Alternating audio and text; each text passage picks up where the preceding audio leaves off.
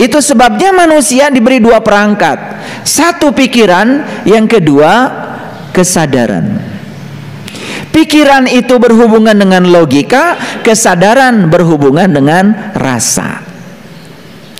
Terlalu intelektual, berbahaya. Tetapi terlalu perasa juga berbahaya. Makanya kalau terlalu perasa, dikit-dikit sedih, dikit-dikit meneteskan air mata. Begitu orang mengeluh langsung terenyuh. Hati-hati itu. Kalau terlalu perasa, berikutnya kita akan menjadi orang bodoh baik hati. Nah, orang bodoh baik hati itu, ya, saking perasa dia ikuti perasaannya, sampai dia mengorbankan dirinya, melupakan dirinya karena terlarut dalam rasa. Hati-hati itu namanya orang bodoh baik hati. Makanya kalau mau baik hati jangan jadi orang bodoh. Baik hati yang sebenarnya itu hanya bisa dilakukan oleh orang yang cerdas, bukan pinter. Pusing kan? Lu apa bedanya cerdas dengan pinter?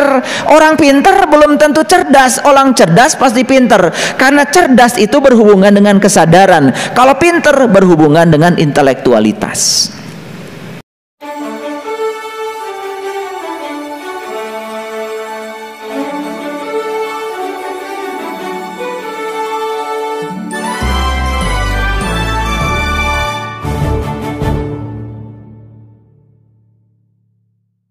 Bismillah, alhamdulillah, wa syukrillah ala nikmatillah. La haula wa la quwata illa billah. Asyhadu an la ilaha illallah wahdahu la syarikalah. Wa asyhadu anna Muhammadan abduhu wa rasuluh sallallahu alaihi wasallam la nabiyya ba'da. Subhanaka la ilma lana illa ma 'allamtana innaka antal alimul hakim. Subhanaka Allahumma rabbana wa bihamdika asyhadu an la ilaha illa anta astaghfiruka wa atubu ilaik. Astaghfirullahaladzim. Astaghfirullahaladzim. Astaghfirullahaladzim. Allazi la ilaha illa huwal hayyul qayyum wa atubu ilaih min jami'il ma'asi wa dzunub la haula wa la quwata illa billahil aliyyil azim.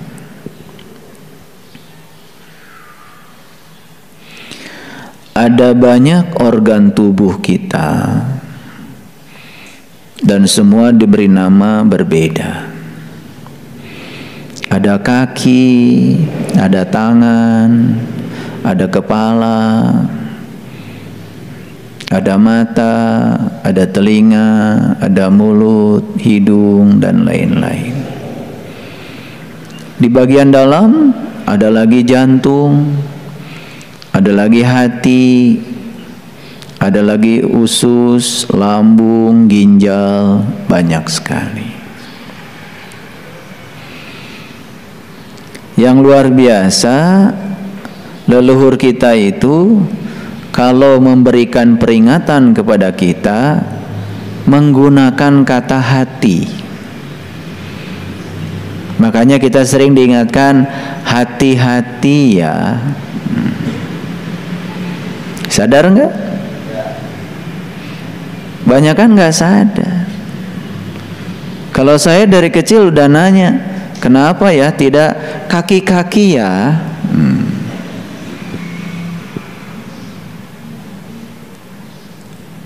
Tidak tangan-tangan ya, tapi hati-hati ya. Kalau dalam bahasa Inggris, be careful. Be itu adalah jadi, care itu peduli, full ya tentu saja seutuhnya. Be careful, jadilah kamu orang yang peduli seutuhnya. Peduli pada siapa sih? Ya tentu saja peduli pada dirimu sendiri. Karena kita tidak akan pernah menjadi orang yang peduli pada orang lain kalau kamu belum menjadi orang yang peduli pada dirimu sendiri. Dalam bahasa Indonesia kita sering menyebut hati. Hati itu dalam bahasa Arab itu bukan kolbu. Hati dalam bahasa Arab itu adalah kibdah, qobid. Nah, itu yang disebut dengan segumpal daging di dada. Itu hati. Dan hati tidak ada urusan sebetulnya dengan spiritual. Yang ada urusan dengan spiritual itu adalah kolbu. Dan kolbu letaknya berbeda dengan hati.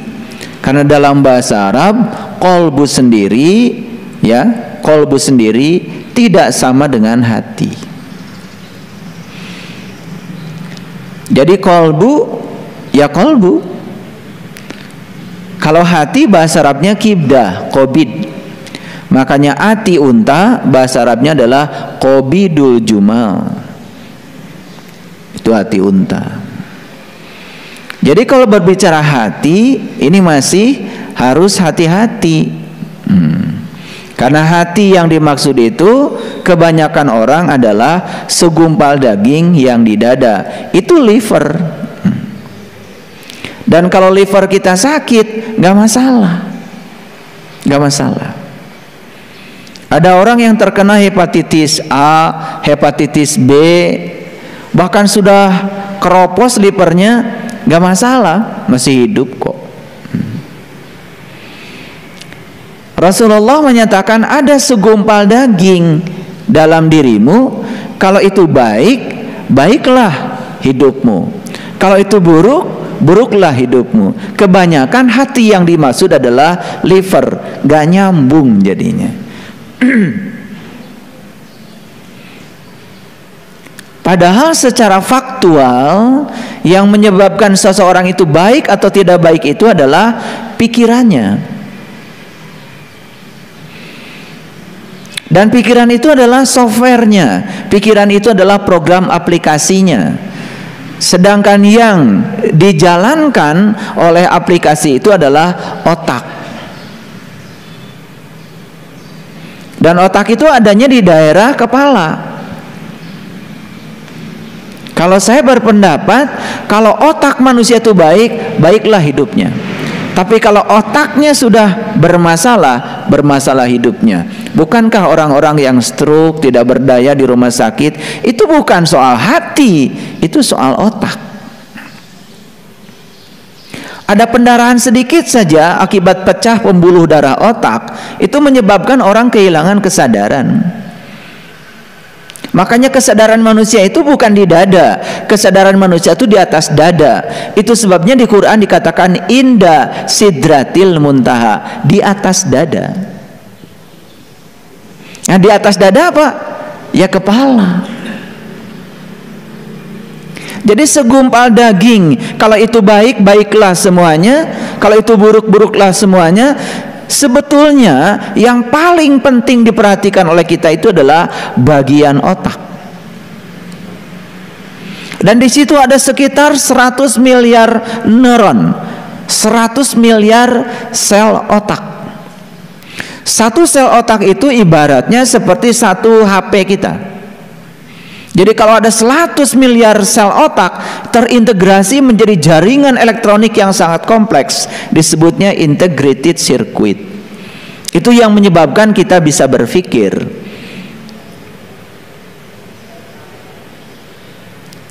Oleh karena itu maka kolbu dalam terminologi spiritual, sebagaimana yang dijelaskan dalam hadis qudsi, langit dan bumi tidak akan cukup menampung zatku, tapi kolbunya orang yang beriman itulah rumahku.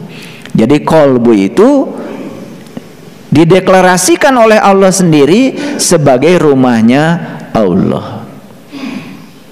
Jadi rumah Allah bukan hati, Rumah Allah itu kolbu. Tetapi kolbu sering disamakan dengan hati. Nah, itu harus dipahami. Makanya keluarlah hati-hati. Hati-hati ya di jalan. Tuh. Hati-hati ya kalau kamu bekerja. Jadi kata hati-hati sering digunakan untuk mengingatkan kita. Kenapa tidak kaki-kaki, tidak tangan-tangan, tidak kuping-kuping, tidak mata-mata, tapi hati-hati. Karena hati ada urusan dengan rasa. Hati yang saya maksud bukan hati liver, tapi hati yang berhubungan dengan kolbu. Karena kalau diganti sekarang jadi, mau kemana kamu? Mau jalan-jalan kolbu-kolbu ya? Jadi nggak enak.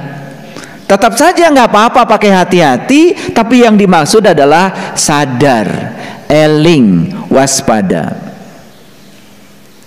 Nah, kenapa memperingatkan orang supaya waspada kok pakainya hati-hati? Nah, hati yang dimaksud di sini oleh para leluhur kita bukan hati yang liver, tetapi hati ya yang merupakan pusat kesadarannya manusia. Artinya dimanapun, kapanpun, kamu harus selalu sadar, eling lan waspodo. Eling dan selalu waspada. Itu. Kenapa?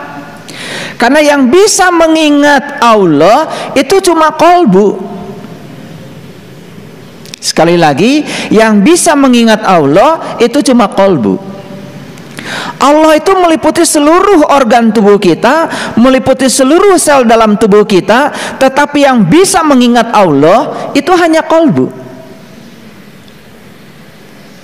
Itu sebabnya di Quran ada kata-kata ya ayyuhallazina amanu wa tatmainu qulubuhum bizikrillah. Hai orang-orang yang beriman. Siapa orang yang beriman? Orang yang sudah melek kolbunya, orang yang sudah terbuka mata kolbunya, orang yang sudah sadar, yang sudah eling, sudah waspada, sudah mampu menyaksikan jati dirinya, maka dikatakan di Quran sebagai orang yang beriman. Ya ayyuhallazina amanu wa tatmainu qulubuhum bizikrillah. Hai orang-orang yang beriman, ya, tentramlah kalbumu ketika kamu mengingat Allah. Jadi kalbu itu baru tentram ketika kalbu ini sudah bisa mengingat Allah. Bahkan dilanjutkan di ayat selanjutnya, ala bizikrillahi tatmainul qulub. Hanya dengan mengingat Allah kalbumu menjadi tentram. Jadi nggak ada cara lain. Cara supaya kalbu tentram itu cuma satu, hanya only just. Hanya dengan mengingat Allah kalbumu akan tentram. Jadi kalau ingin tentram kolbu cuma satu caranya, hanya dengan mengingat Allah. Dan ingat itu ada syaratnya. Syarat saya ingat tentu saja harus tahu yang diingat. Nah, dalam bahasa Quran kolbu itu disebut masyaril haram. Karena di Quran ya surat Al-Baqarah 198 dikatakan fa iza afadtu min Arafah fazkurullah indal mas'alil haram. Apabila kamu sudah mengenal Allah, Arafah, apabila kamu sudah mengenal Allah, maka ciri orang yang sudah mengenal Allah, maka dia bisa fazkurullah, dia bisa mengingat kepada Allah. Di mana mengingatnya? Indal masyaril haram. Jadi masyaril haram itu adalah tempat mengingat Allah. Jadi masyaril haram berarti sama dengan kolbu. Ini ngajinya agak beneran nih. Baru agak ini. Konsentrasi sedikit. Jangan ditelan mentah-mentah, dikunyah-kunyah, supaya tidak keselak, supaya lambungnya nggak sakit. Makanya dikunyah-kunyah dulu, baru ditelan. Jangan ditelan mentah-mentah. Itu sebabnya manusia diberi dua perangkat. Satu pikiran, yang kedua kesadaran. Pikiran itu berhubungan dengan logika, kesadaran berhubungan dengan rasa. Terlalu intelektual, berbahaya. Tetapi terlalu perasa juga berbahaya. Makanya kalau terlalu perasa, dikit-dikit sedih, dikit-dikit meneteskan air mata. Begitu orang mengeluh langsung terenyuh. Hati-hati itu. Kalau terlalu perasa, berikutnya kita akan menjadi orang bodoh baik hati. Nah, orang bodoh baik hati itu, ya, saking perasa dia ikuti perasaannya, sampai dia mengorbankan dirinya, melupakan dirinya karena terlarut dalam rasa. Hati-hati itu namanya orang bodoh baik hati. Makanya kalau mau baik hati jangan jadi orang bodoh. Baik hati yang sebenarnya itu hanya bisa dilakukan oleh orang yang cerdas, bukan pinter. Pusing kan? Loh, apa bedanya cerdas dengan pinter? Orang pinter belum tentu cerdas. Orang cerdas pasti pinter. Karena cerdas itu berhubungan dengan kesadaran. Kalau pinter berhubungan dengan intelektualitas. Lulusan perguruan tinggi kebanyakan pinter, tapi nggak cerdas. Buktinya apa? Banyak orang pinter korupsi. Banyak orang pinter nyakitin orang. Banyak orang pinter mementingkan kepentingan diri, lupa pada orang lain. Itu pinter. Tapi pinternya nggak pakai sarung. Pinternya itu nggak ada kerangkanya. Karena dia tidak punya kesadaran, tidak punya kecerdasan. Intelektualitasnya tinggi, tetapi spiritualitasnya rendah. Ngerti nggak ini saya ngomong?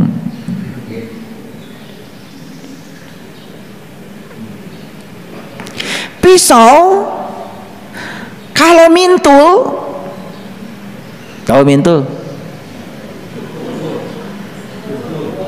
tumpul. Nggak terlalu bahaya kalau nggak pakai sarung. Tapi kalau pisau diasah terus menerus tetapi tidak pakai sarung, sangat berbahaya. Apa bahayanya? Melukai. Orang sekolah S1, S2, S3, S4, S5, S6, S Mambo, S Teler, macam-macam S. Semua tahapan-tahapan akademik dia lalui. Tarifnya berapapun tidak masalah.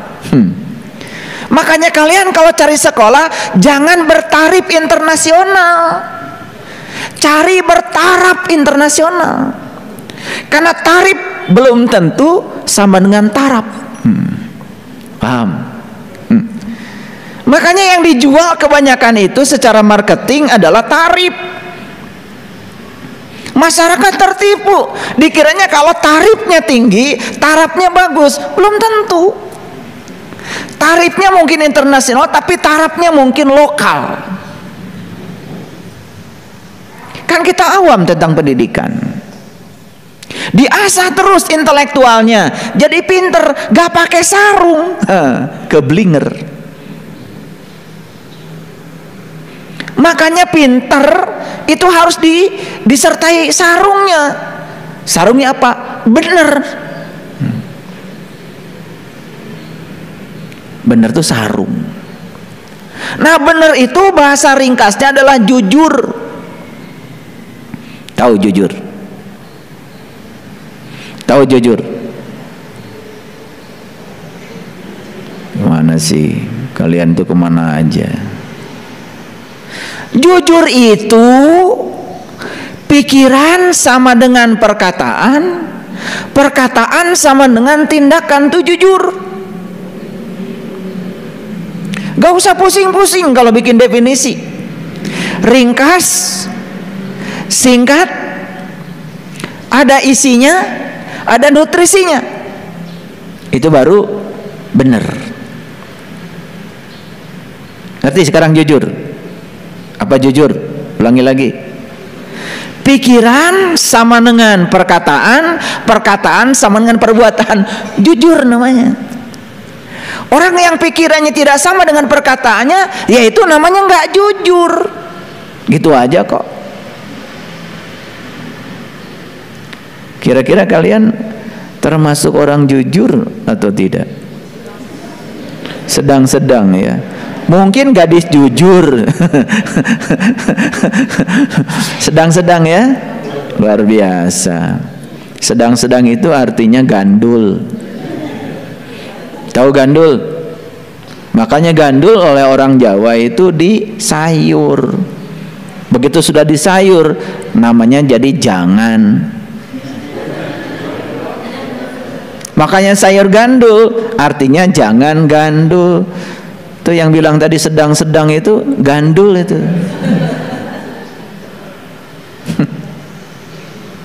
Ikhlas itu tidak bisa antara ya dan tidak. Benar itu nggak bisa antara ya dan tidak. Kalau mau ya, iya. Kalau tidak, tidak. Jangan jadi manusia abu-abu. Itu yang bilang sedang-sedang itu, makanya wajahnya kayak gitu, abu-abu.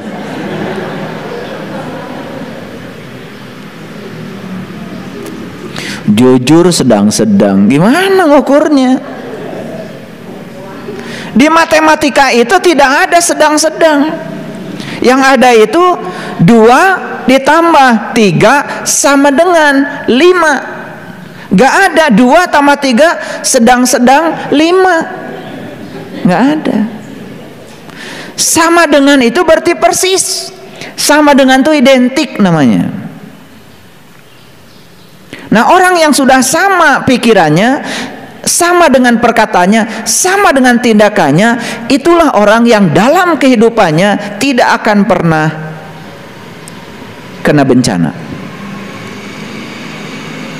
Itu orang yang dalam kehidupan tidak akan pernah kena musibah, nggak pernah. Ngerti maksud saya? Ada Pak, tetangga saya pikirannya, kata-katanya, perbuatannya selalu sama. Jujurnya luar biasa, tetapi hidupnya menderita. Hati-hati, kamu melihat dari luar penderitaannya. Tidak terkena musibah bukan berarti selalu punya duit. Tidak terkena musibah bukan berarti selalu sehat. Tidak terkena musibah bukan berarti tidak ada kejadian apapun yang membuat dirinya tidak enak, bukan. Cara pandang dia terhadap apapun sudah selesai. Musibah dan tidak musibah itu kan judul yang dibikin oleh kamu sendiri. Ini disebut musibah, ini disebut berkah, bukan peristiwanya. Caramu memandang peristiwa, itu yang namanya musibah atau berkah. Paham? Atau belum ngerti?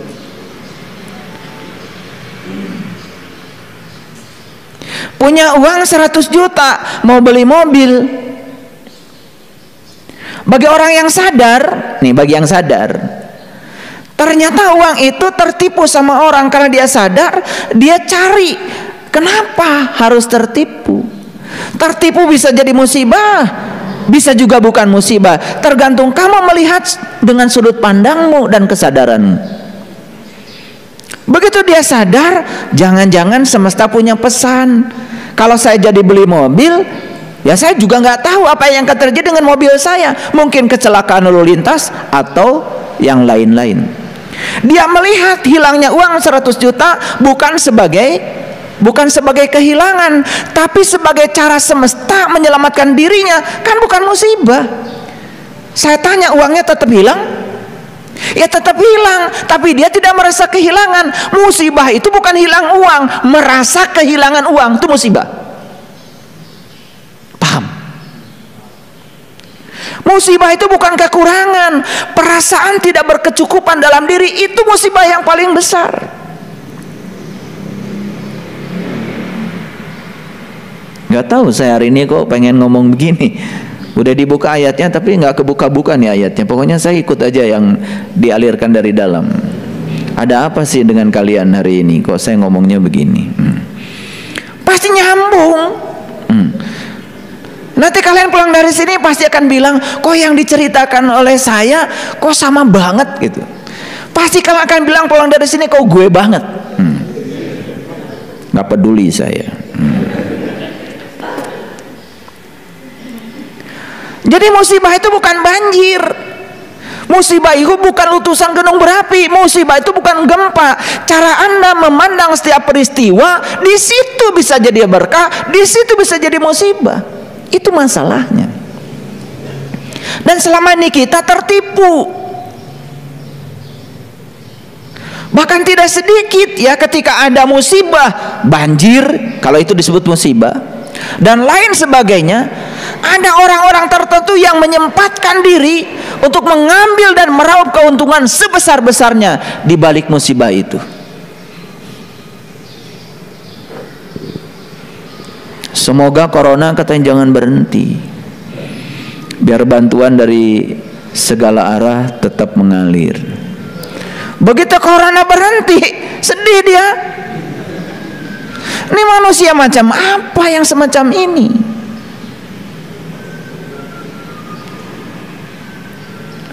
Paham? Kembali lagi. Jadi kenapa kita sering diingatkan dengan kata hati-hati? Kalian tuh kalau ngomong kadang-kadang nggak sadar. Anak mau pergi ke sekolah ngomong hati-hati anak, cuma gitu aja. Gak pernah kata-kata yang diucapkan itu dipertanggungjawabkan, diselami. Harusnya setelah ngomong begitu, kenapa leluhur kita kalau mengingatkan kita kok pakaiannya hati-hati? Kalau saya udah nanya pada diri saya, kenapa gak tangan-tangan? Ayah, bunda, saya mau pergi ke sekolah, kaki-kaki ya ayah. Ada gak begitu? Lah kenapa pakai hati-hati? Ini ada urusan dengan iman, ini ada urusan dengan rasa. Itu sebabnya logika dan rasa harus dalam keadaan seimbang. Terlalu logika tidak bagus, terlalu perasa juga tidak bagus. Yang bagus, nah ini cocok. Sedang saja. Kalian jujur bilang sedang-sedang saja gimana sih? Makanya ikhlas itu dalam bahasa sains harus terkuantisasi. Makanya ada yang namanya kuantum ikhlas.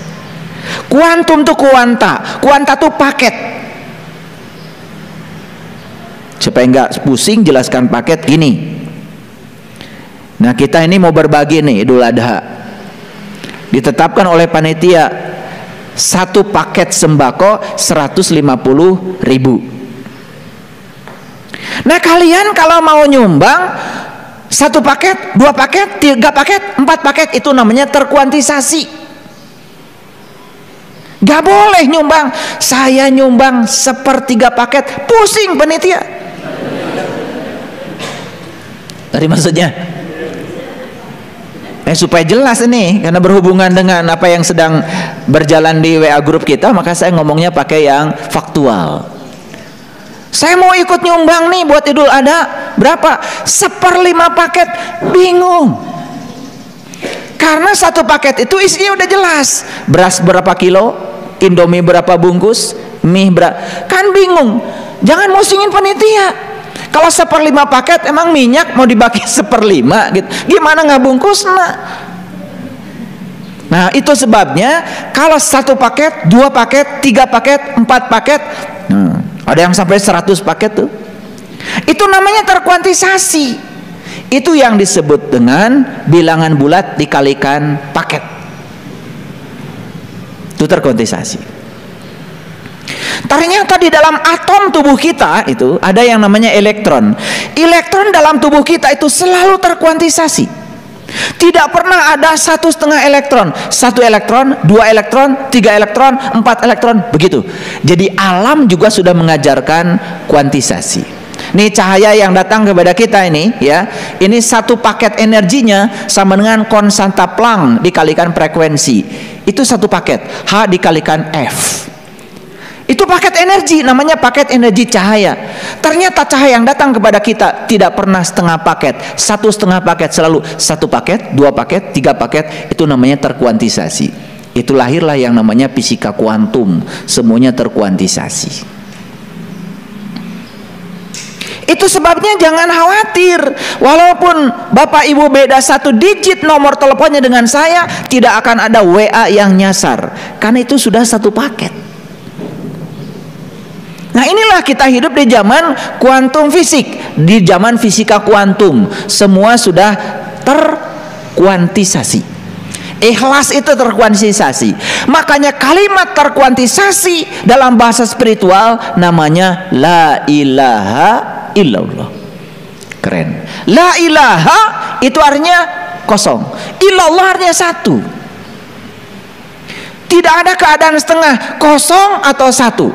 Kalau HP kita nih mati 0, dihidupkan 1. Mati 0, hidupkan. Tidak pernah HP kita itu antara 0 dan 1. Kalau antara 0 dan 1 namanya error. Kalian punya HP ini, ya, dihidupkan, ya, dimatikan nggak bisa, dioperasikan juga nggak bisa. Namanya apa itu? Namanya apa tuh? Hah? Ya error.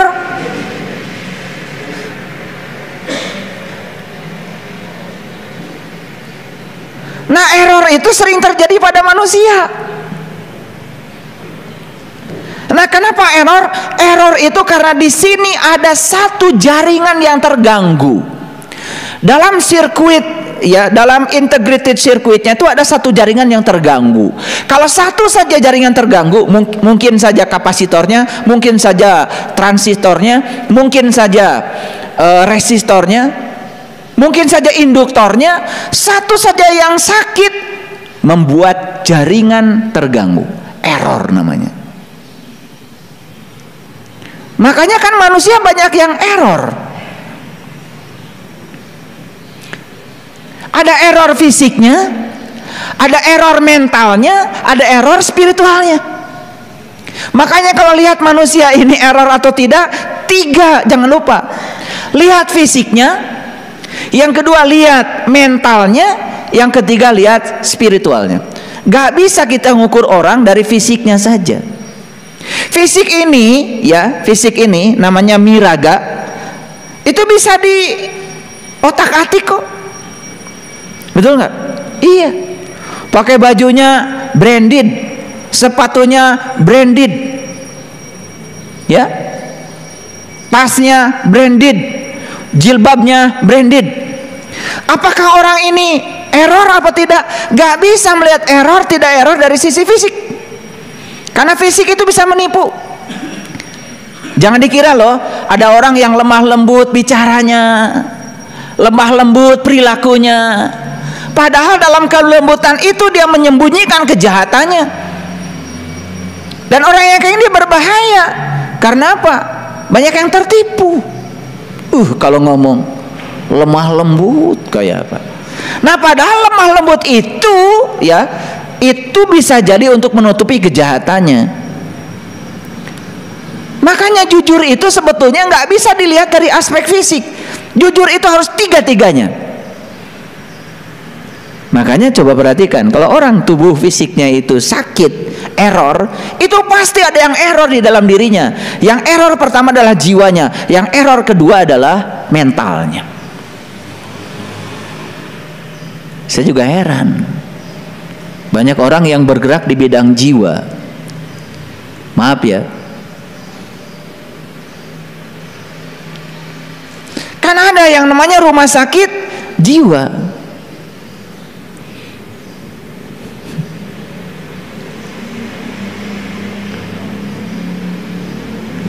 Rumah sakit jiwa ngurus apa? harusnya ngurusi jiwa. Betul nggak? Yang diurus apa? Yang diurus orang gila. Nah sekarang itu orang gila kan sudah ada namanya, lebih sopan lagi. Apa tuh Kang Danis? Orang gila tuh apa namanya sekarang? Apa tuh? Udah ada istilahnya itu, istilah sosialnya itu. Orang yang mengalami apa gitu? ODGJ. Apa tuh? Orang dengan gangguan jiwa. Pertanyaannya, apakah betul orang ini mengalami gangguan jiwa? Jangan-jangan mengalami gangguan pikiran, gangguan mental. Sebetulnya mental tidak sama dengan jiwa, pikiran tidak sama dengan kesadaran. Sebenarnya yang mengalami gangguan ini kan sebenarnya mental. Tetapi ya udah terbiasa kita kan campur aduk, nggak jelas. Iya, makanya nggak sembuh-sembuh. Ya iya. Gangguan mental larinya ke saraf, sarafnya tegang. Supaya sarafnya gak tegang, suntik saja pakai obat psikotropik. Begitu disuntik kan otak tegangnya jadi kendur. Begitu kendur, nah lumayan errornya berkurang. Tetapi begitu obat tidak diberikan, tegang lagi, tegang lagi. Kenapa? Yang disembuhkan sebenarnya bukan sumber awalnya. Yang ditreatment adalah akhirnya.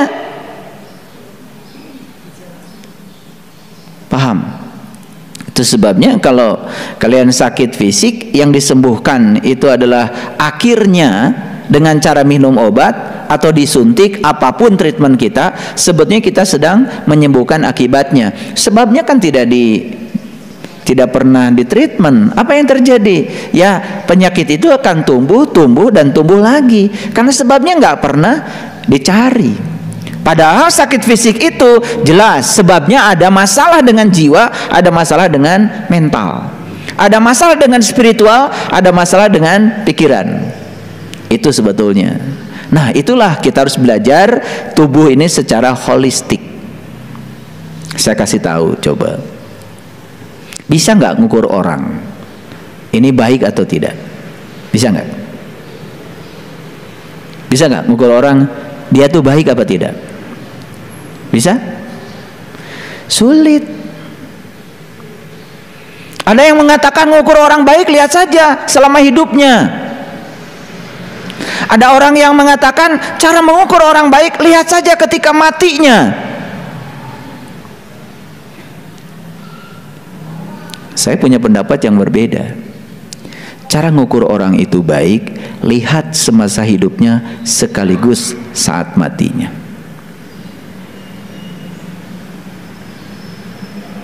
Kenapa? Karena itu satu rangkaian. Orang yang di dalam hidupnya penuh cinta kasih, peduli, masa iya ketika dia mati orang nggak datang?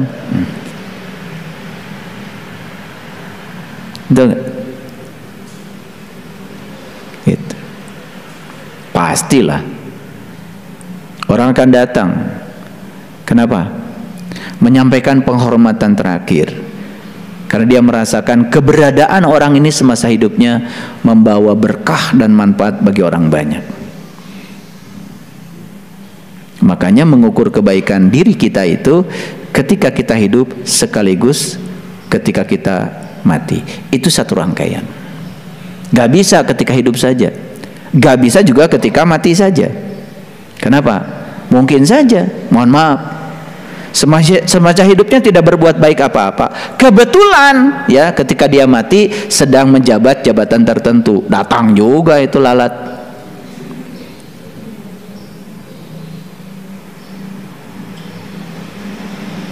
Semut itu kan biasanya kalau ada gula datang. Kebetulan saja dia sedang pegang gula. Mungkin nggak ada orang semacam menjabatnya itu dolim luar biasa, ketika dia mati banyak yang datang? Mungkin. Makanya nggak bisa diputus itu. Rangkaian kebaikan itu, hidup dan mati itu satu paket.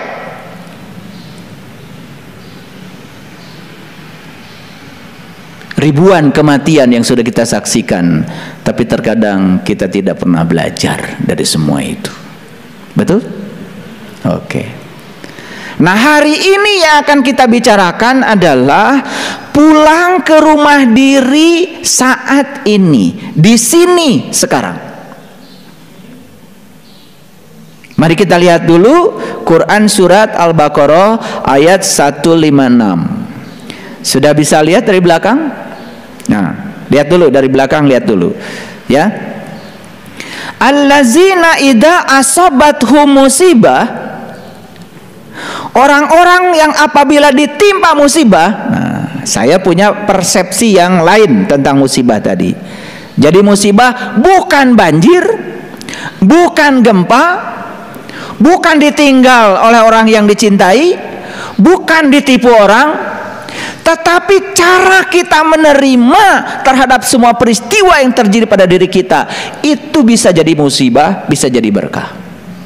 Jadi sebetulnya istilah musibah pun itu istilah yang harus direnungkan oleh kita, karena kita tertipu oleh kehidupan. Begitu banjir langsung bilang musibah, begitu gunung Merapi langsung bilang musibah. Dan musibah itu selalu negatif, dan musibah selalu dikaitkan dengan Allah. Allah menurunkan musibah. Tuh, kurang ajar. Musibah itu sebetulnya terjadi karena tangan-tanganmu sendiri.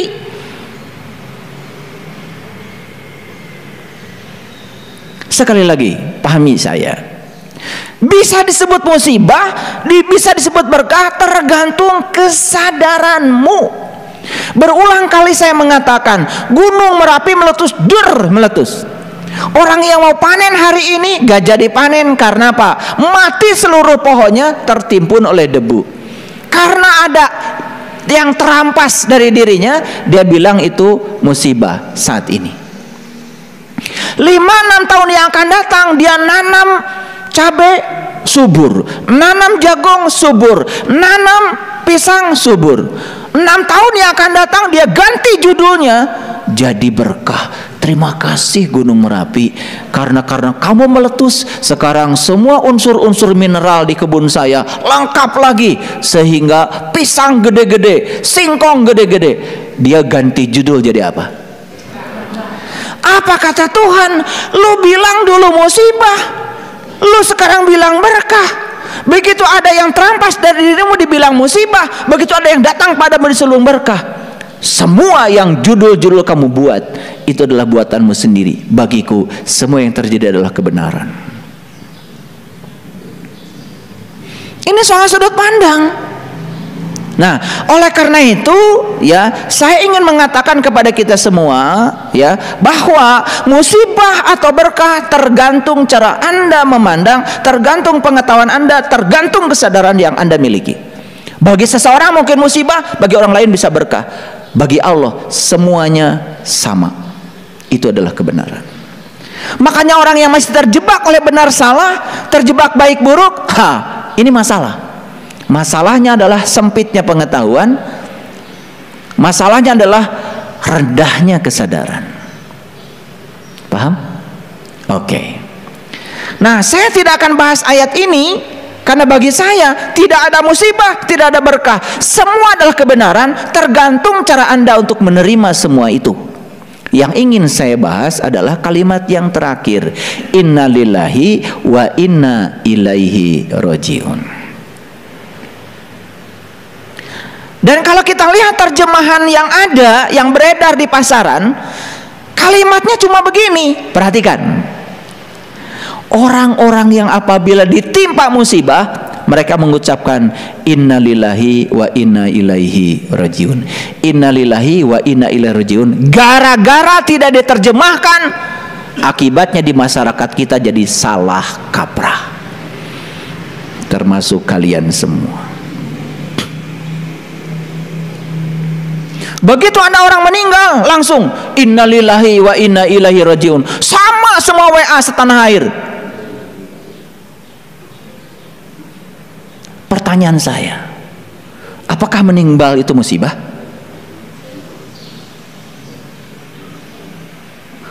Kalau musibah itu jelek, berarti orang itu meninggal jelek. Apakah kematian itu jelek? Bukankah mati itu adalah puncaknya kehidupan? Bukankah mati itu adalah kebebasan? Bukankah mati itu hadiah dari Allah? Bertahun-tahun kamu menderita, hari ini aku bebaskan semua rasa sakitmu dan kamu pulang. Apa yang salah dengan kematian? Dan sampai hari ini hampir semua kita mengatakan kematian adalah musibah. Lalu kalian ngomong dengan enaknya bilang turut berduka cita. Tambah konyol lagi. Sudah bilang kematian musibah, padahal itu kebenaran. Lanjut lagi kalian ngomong saenake dewe, bilangnya turut berduka cita. Padahal kata Rasulullah, jika ada orang yang benar-benar sedang menderita, harusnya Anda datang dan membahagiakan mereka, bukan turut berduka cita. Orang sedang berduka cita, Anda turut.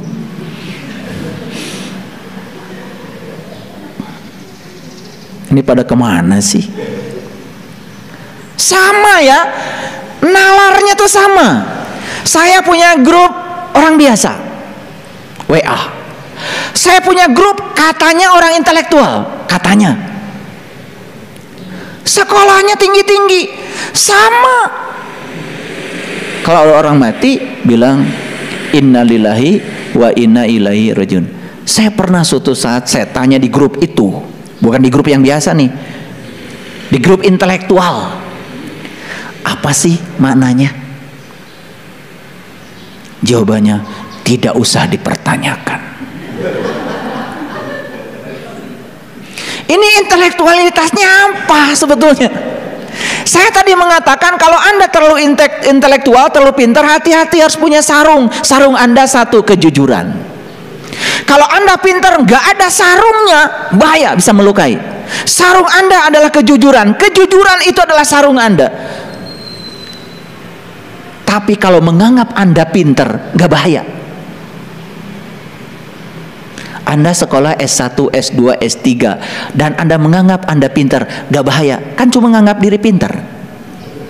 Gak perlu disarungin kayak gitu, gak bahaya. Karena cuma menganggap dirinya pintar. Gak pintar kan? Yang paling berbahaya itu pintar gak pakai sarung. Kalau menganggap dirinya pintar, pakai macam-macam gelar akademik, ingin dibilang pintar, gak bahaya yang kayak gitu. Apa bahayanya model kayak gitu?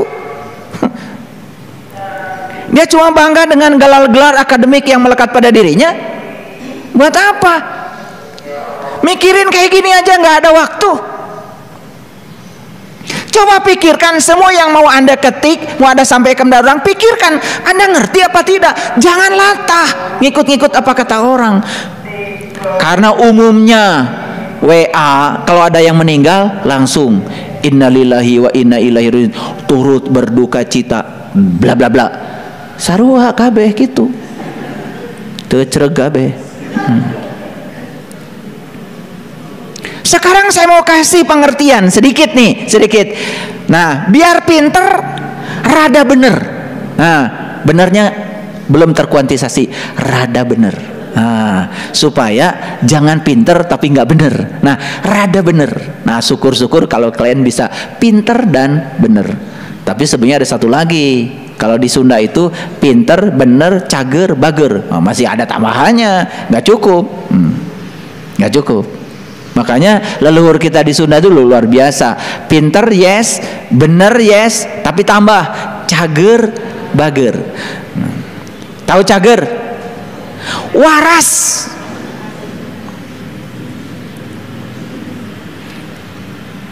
Coba ya, waras dikit deh. Nggak usah banyak-banyak, dikit dulu warasnya. Dan sekarang ini yang waras ini sudah mulai berkurang. Bayangkan coba, ribuan orang pergi haji, ribuan orang tuh pergi haji.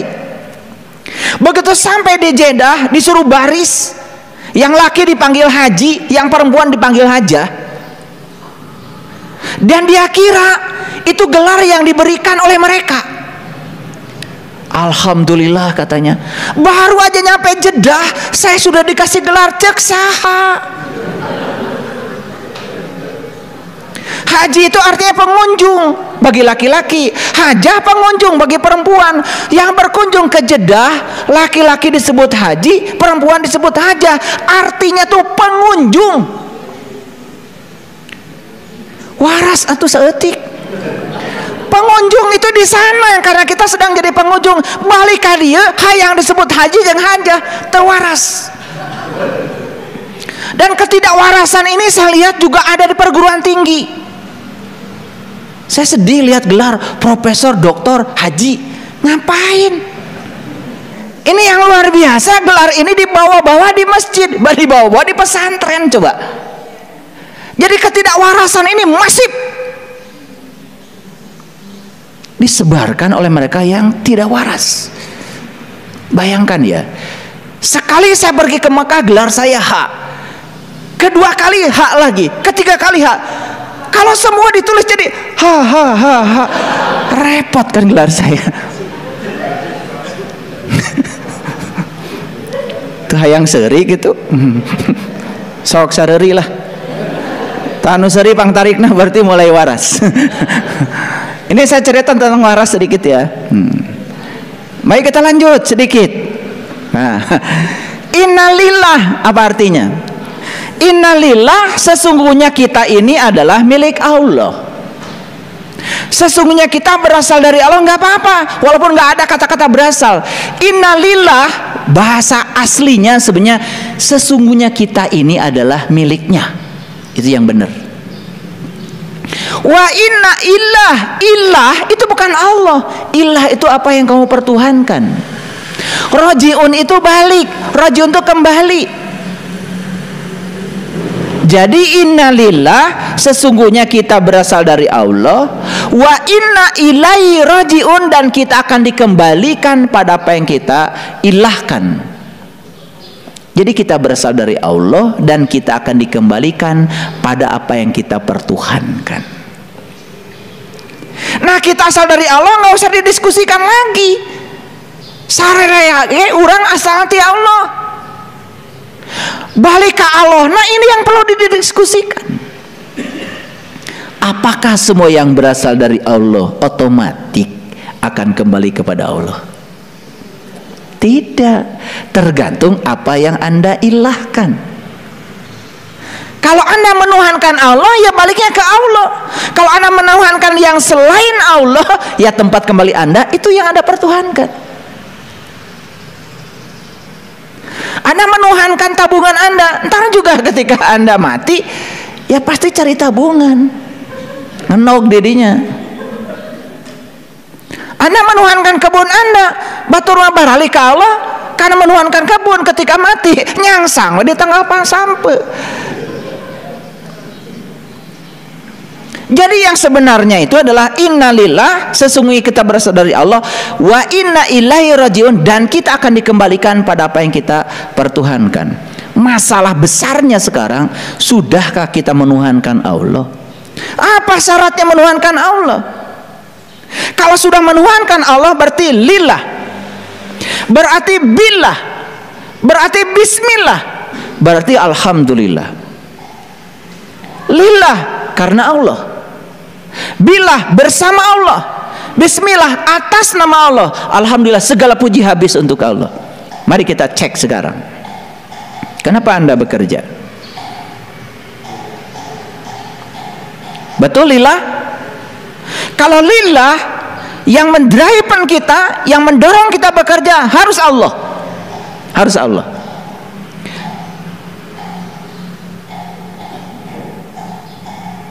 Saya sudah bertanya, sudah melakukan riset. Kenapa Anda bekerja? Atuh Pak, upami abdi teu kerja mah pun anak bade tuang di mana? Kan sieun teu dahar. Kenapa Anda bekerja? Kalau saya nggak kerja Pak, saya punya rumah dari mana? Berarti dia kerja kan takut nggak punya rumah. Kenapa Anda bekerja? Cicilan mobil Pak, cicilan. Siapa yang bayar kalau saya nggak kerja? Apa yang menggerakkan dia bekerja? Sieun teka bayar cicilan.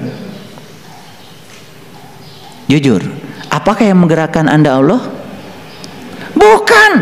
Semua yang menggerakkan Anda adalah rasa takut yang Anda bikin sendiri dari ego Anda, dari pikiran yang gelap dalam diri Anda. Itu yang disebut dengan pikiran palsu Anda. Ngomong lillah semua orang bisa, tapi prak-prakannya tidak banyak yang bisa. Nah, kalau orang yang kerjanya atas nama Allah, digerakkan oleh Allah, satu, dia punya kesadaran, saya datang ke semesta ini diutus oleh Allah. Saya adalah tamu kehormatan di semesta ini, karena tidak ada kelahiran tanpa kehendaknya. Ibu saya tidak mungkin bisa ngeden tanpa ada Allah di dalam ibu saya. Saya datang ke semesta semata-mata karena cinta kasih Allah ke semesta. Maka tugas saya di semesta adalah menyampaikan cinta kasih yang sudah diberikannya kepada saya, yang bernama kehidupan ini, pada orang-orang yang butuh pertolongan saya. Saya jadi dokter karena saya dititipi cinta kasih, ilmu kedokteran untuk menolong orang-orang yang butuh pertolongan kesehatan. Saya jadi polisi karena Allah mentakdirkan saya jadi polisi. Allah menyuruh saya untuk menyampaikan cinta kasihnya lewat otoritas yang diberikan kepada saya sebagai anggota Polri untuk mengayomi, melindungi masyarakat. Gitu. Kalau semua begitu, tidak mungkin ada orang yang memeras kepada orang lain, tidak mungkin ada yang merugikan orang lain. Tapi ketika digerakkan oleh kepentingan Anda, maka Anda bisa jadi salah. Paham sampai di sini? Ayo sekarang kalian jadi apa? Jadi ibu rumah tangga, itu luar biasa. Jadi apa? Jadi pedagang, luar biasa. Saya dagang bubur, yakini saja Allah menyampaikan ilmu bubur kepada saya akan bikin bubur yang enak. Dan saya ketika melayani orang-orang, saya sedang melayani orang-orang yang butuh makanan, butuh pertolongan lewat saya. Anda akan jadi pedagang, akan jadi apapun yang berkah lillah. Ketika Anda sedang bekerja, billah, sertakan Allah. Allah itu bersama kita sekarang di sini saat ini. Aneh ya, aneh sekali. Banyak sekali orang yang mengatakan bahwa nanti kita akan kembali kepada Allah kalau sudah mati. Bukankah Allah sekarang bersama kita?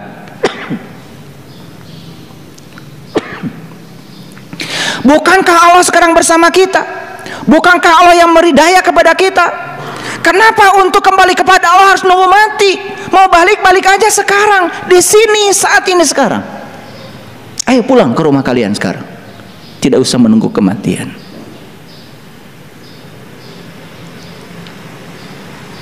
Banyak yang gagal berpikir, dan seakan-akan Allah tuh baru bisa ditemui nanti setelah mati. Padahal di dalam Quran dikatakan, siapa yang tidak bertemu saat hidup, dia tidak akan bertemu dengan Allah saat dia mati. Pertanyaan saya yang paling dasar, Anda bisa melihat, bukankah ada penglihatan Allah pada diri Anda? Anda bisa mendengar, bukan karena Allah yang mendengar ada di telinga Anda? Semua organ tubuh ini gak ada artinya kalau tidak ada daya dari dia. Bukankah Allah bersamamu hari ini, saat ini, di sini, sekarang? Kenapa? Kenapa untuk menemuinya harus menunggu mati dulu? Kenapa untuk merasakan harus menunggu mati dulu? Saya tidak mengerti pikiran itu sampai sekarang. Kenapa begitu banyak orang-orang yang kurang waras berpikirnya? Memang Anda bisa mengangkat tangan, ada siapa dalam diri Anda? Ada daya dari Allah, ada Dia. Bahkan Allah berulang kali mengatakan, aku bersamamu dimanapun kamu berada. Bahkan aku lebih dekat kepadamu melampaui dekatnya urat nadi lehermu. Allah tuh ada bersama kita sekarang, di sini, saat ini. Dan saya bisa berbicara seperti ini karena Dia memberikan daya kepada saya. Dan sekarang saya sedang berbicara seperti ini, saya merasakan Dia ada bersama saya. Tidak usah untuk merasakan kehadiran dan menunggu mati nanti. Di sini, saat ini, sekarang. Inna lillahi wa inna ilaihi raji'un.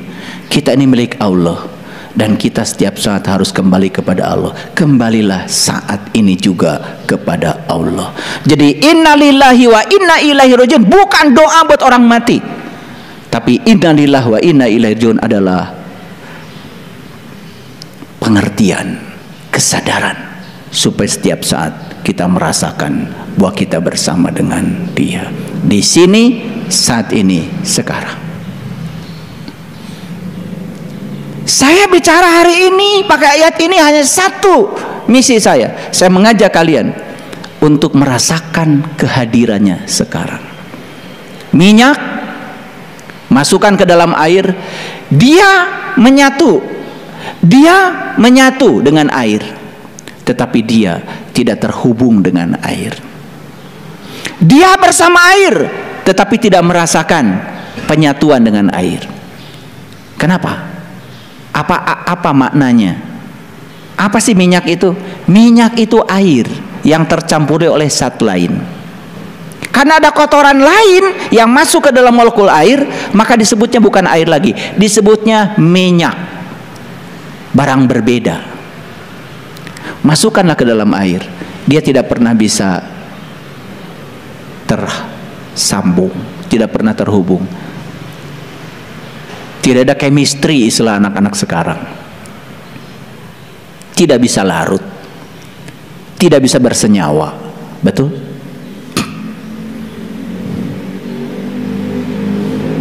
Lihat saya semuanya. Kita saat ini di sini sedang berada dalam tubuhnya Allah. Kita saat ini di sini sedang berada dalam pelukannya Allah.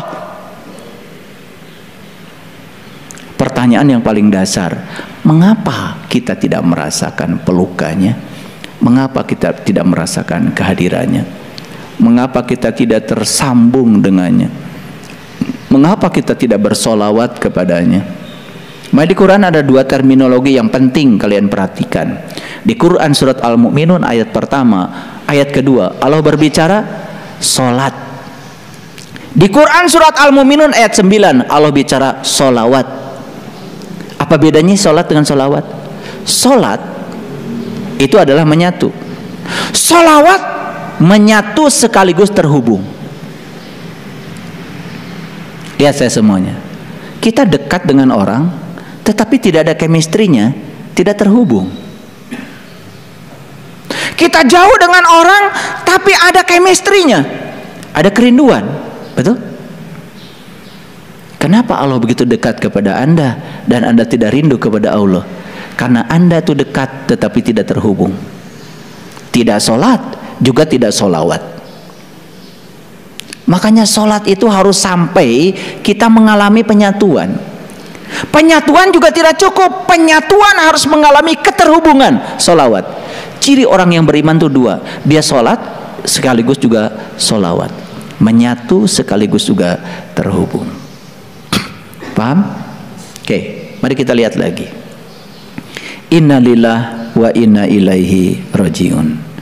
Itu bukan doa untuk orang mati, tetapi itu adalah statement yang di dalamnya ada pengertian gimana caranya supaya kita bisa mati. Makanya saya bilang tadi, kebaikan seseorang tidak bisa diukur saat dia mati, juga tidak bisa diukur saat dia hidup. Harus diukur satu paket, saat hidup sekaligus juga saat dia mati. Saya tanya, apakah sekarang kita bersama dengan Allah? Hidup. Apakah ketika kita meninggalkan raga ini bersama dengan Allah? Mati. Makanya orang yang sadar hidupnya bersama dengan Allah, matinya pun bersama dengan Allah. Tidak usah bersama Allah nunggu mati. Makanya banyak orang yang hidupnya nggak karu-karuan karena dia pikir bersama Allahnya nanti ketika mati. Padahal saat mati tidak akan bisa bersama dengan Allah kalau saat hidup tidak bersama dengan Allah. Saat hidup bersama dengan Allah, matinya pasti bersama dengan Allah. Inilah pentingnya memahami innalillah wa inna ilaihi rajiun. Apa artinya? Ya, kita berasal dari Allah dan akan kembali kepada Allah. Siapa yang akan kembali pada Allah? Yang sepanjang hidupnya dia merasakan kehadiran Allah dan selalu bersama dengan Allah, dan dia melakukan aktivitas atas nama Allah, dan setelah dia berhasil dia pun menyampaikan puji habis buat Allah.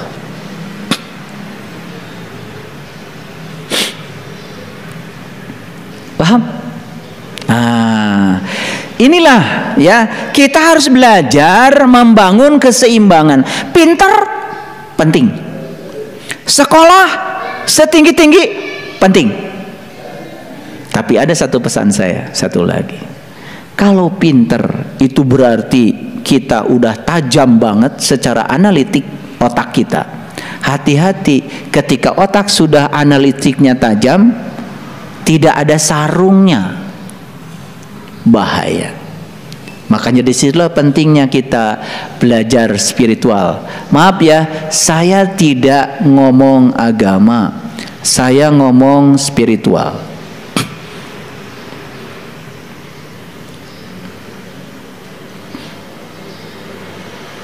Saya ngomong spiritual. Kenapa? Bagi saya, nilai seseorang tidak bisa ditentukan oleh keyakinan yang dia anut. Tapi nilai seseorang ditentukan oleh kualitas orang itu, apapun keyakinannya. Maaf, bagi saya. Makanya yang bagus itu, ada seorang tokoh dunia pemenang hadiah Nobel, ketika ditanya, menurut Anda apa agama yang paling baik? Dan beliau mengatakan, agama yang paling baik adalah agama yang mengantarkan pemeluknya menjadi tambah baik.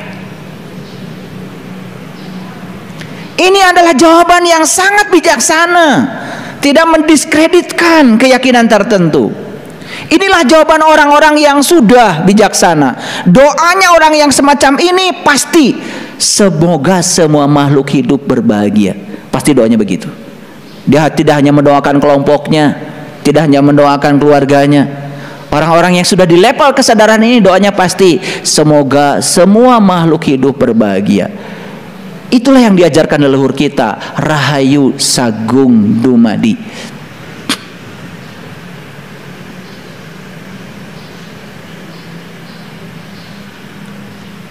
Itu bedanya orang yang sadar dengan orang yang tidak sadar. Jadi anak-anak kita ini harus dididik supaya dia mengalami keseimbangan dua, keseimbangan intelektual, logika, dengan keseimbangan spiritual, rasa. Makanya orang tua kita bilang hati-hati. Keren nggak orang tua kita kalau bicara? Ini soal peradaban, ini soal kecerdasan. Ngomong tuh nggak sembarangan. Hati-hati. Cuman kita kan nggak pernah menyelidiki sisi etimologi dari semua kata-kata yang kita ucapkan, betul nggak? Kita ngikut-ngikut orang aja. Hati-hati Jang. Gitu. Cuma gitu aja. Gak pernah menusuk ke bagian dalam dari kesadaran kita, karena kita juga tidak mengerti yang kita ucapkan. Betul apa tidak? Oke, baik. Saya simpulkan dulu sebelum saya lanjutkan. Innalillahi wa inna ilaihi raji'un. Artinya apa? Sesungguhnya kita berasal dari Allah dan akan dikembalikan kepada apa yang kita pertuhankan. Kalau kita menuhankan Allah, baliknya pasti kepada Allah. Siapa yang akan kembali kepada Allah setelah kematian? Adalah mereka yang bersama Allah saat dalam kehidupan. Setuju? Oke. Apakah sekarang kita bersama dengan Allah? Bersama Allah. Cuman seperti minyak dalam air. Bersama tetapi tidak menyatu. Bersama tetapi tidak terhubung. Yang dibutuhkan oleh kita adalah kesadaran bahwa Allah bersama kita. Gak pernah tidur, gak pernah ngantuk. Kan dia wujud dalam diri kita, menjadi nafas dalam diri kita. Kan ketika kita tidur, mata kita tidur, telinga kita tidur, tangan kita tidur, kaki kita tidur. Satu-satunya yang tidak tidur dalam diri kita adalah nafas kita. Lalu kita baca ayat kursi, Allahu la ilaha illa huwal hayyul qayyum. Allah tidak Tuhan selain Dia yang senantiasa berdiri tegak, tidak pernah tidur, tidak pernah ngantuk. Siapa yang berdiri tegak dalam diri kita, yang gak pernah tidur, gak pernah ngantuk? Bukankah napas kita? Yang gitu aja kadang-kadang kita gak sadar. Terus saja mencari yang di luar, yang di dalam diri kita sampai kita gak sadar. Kita ini terlalu sibuk dengan gamis. Tahu gamis?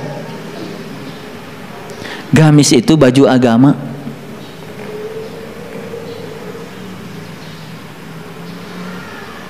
Makanya hampir semua orang beragama, mohon maaf, kan bisa dilihat dari identitasnya, dari gamisnya. Betul nggak? Iya. Kalau pakai koko, baju takwa, udah bisa dipastikan siapa. Dari musola mana?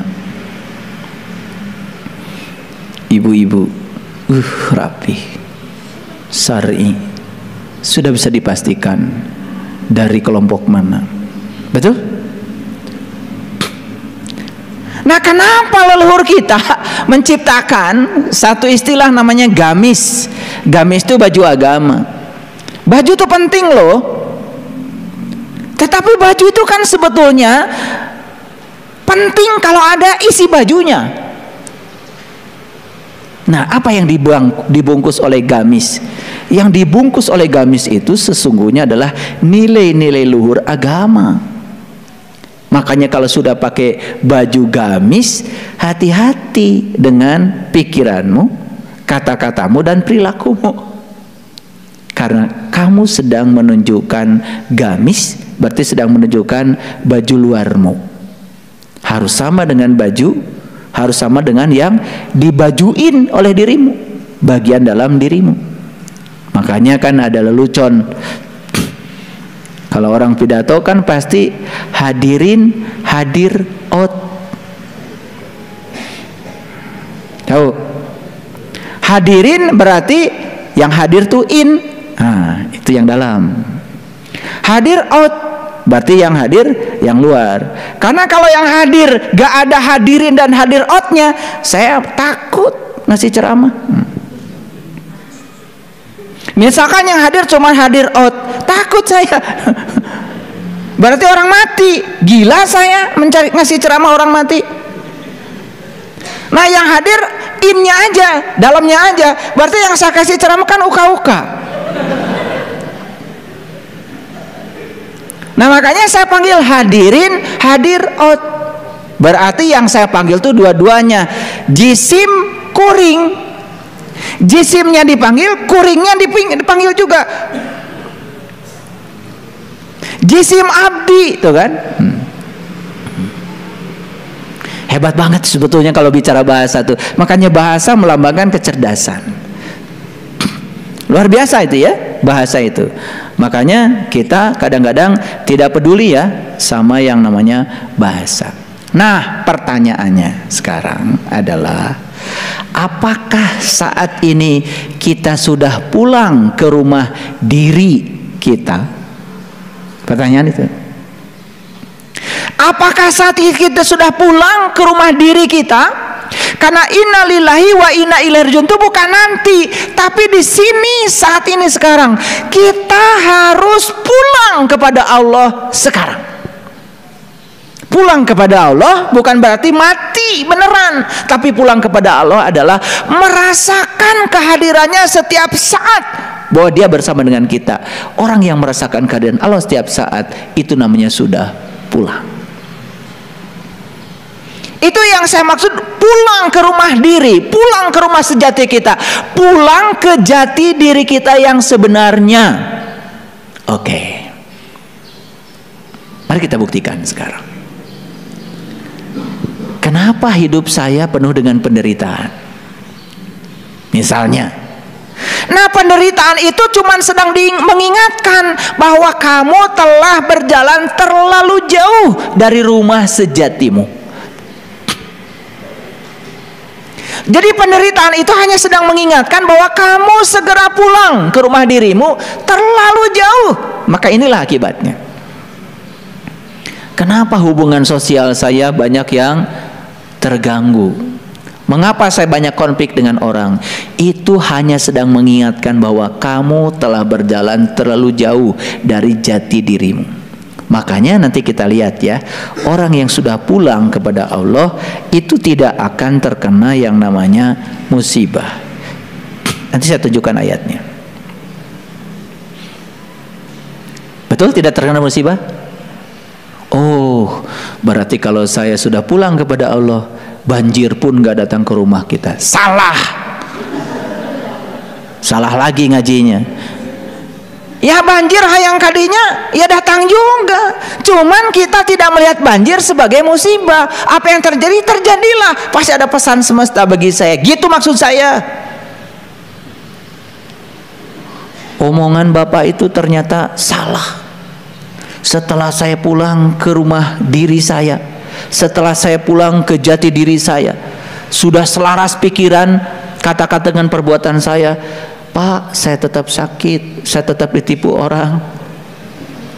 Siapa yang salah? Saya salah ngajarnya atau yang diajarnya?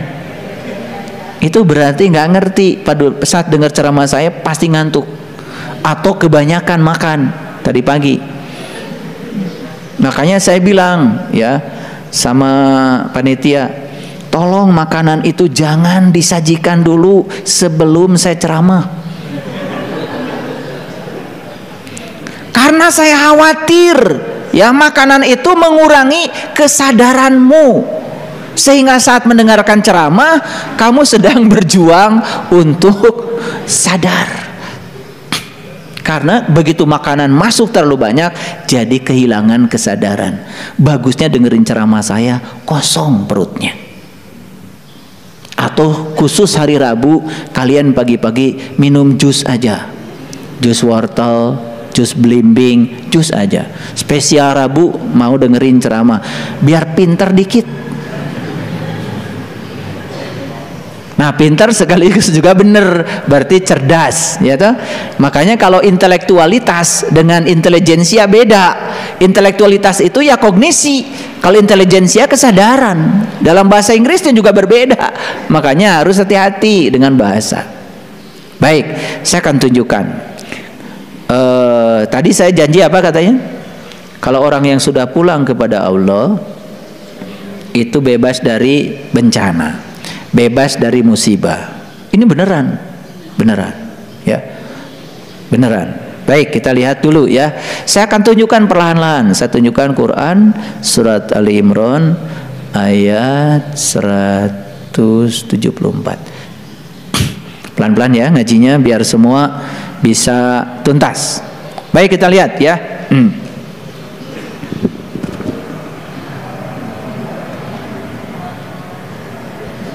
Oke, baik, kita lihat ayat berikut ini.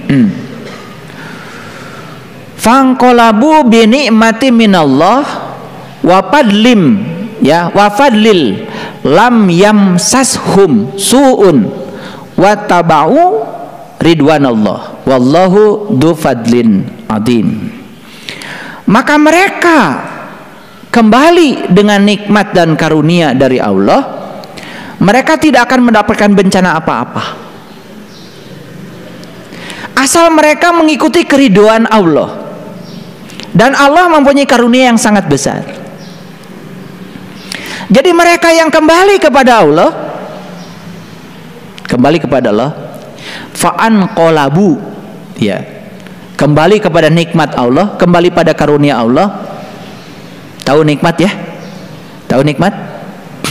Nikmat yang paling besar kan Allah.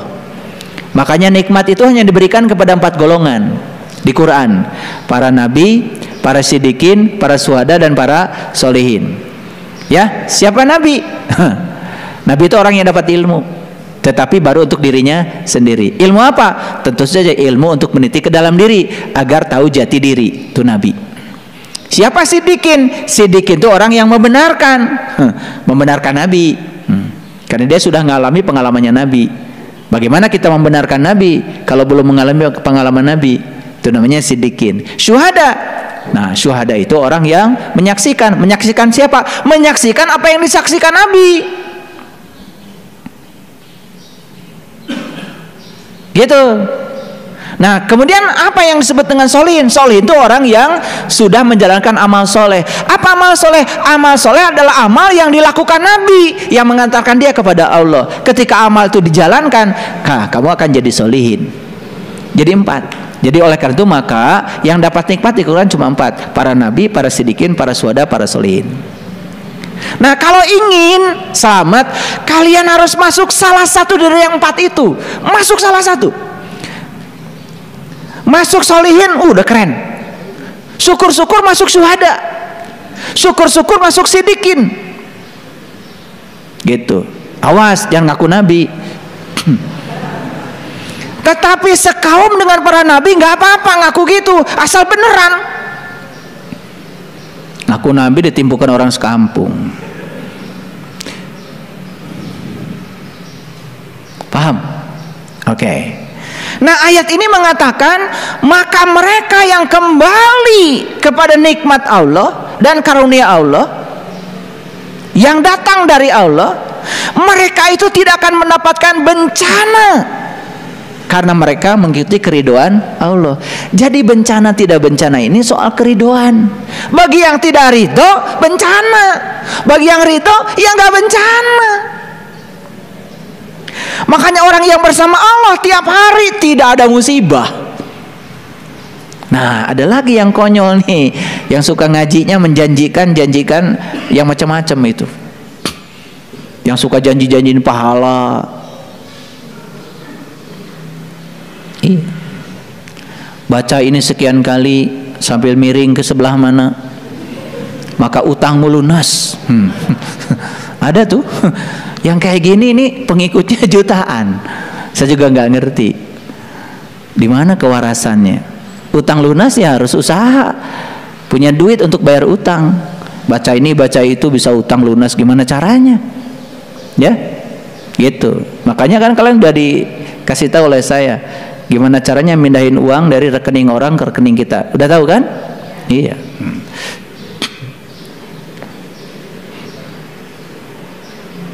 Makanya orang suci itu pasti sakti. Tapi orang sakti belum tentu suci. Kalian jadi orang sakti, suci aja. Karena saya yakin setiap orang suci pasti sakti. Orang sakti belum tentu suci. Apa yang harus kalian sucikan? Sucikan jiwamu.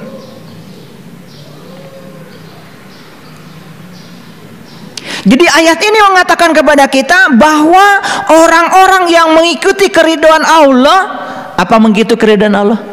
Ridho dengan apapun yang terjadi, karena itu dari Allah. Kenapa dia ridho? Karena orang ini sudah dapat nikmat dan karunia Allah. Makanya kuncinya satu, para sahabat. Meniti ke dalam diri, temukan jati dirimu supaya kamu kenal kepada Allah, supaya kamu mendapatkan nikmat Allah. Setelah kita mendapatkan nikmat Allah, maka kita akan selalu ridho apapun yang terjadi, itu dari Allah. Kalau sudah begitu, apa yang bencana, apa yang musibah, nggak ada. Baik, kita lihat sekarang apa yang paling besar yang harus kita lakukan di hidup ini. Satu, melepaskan.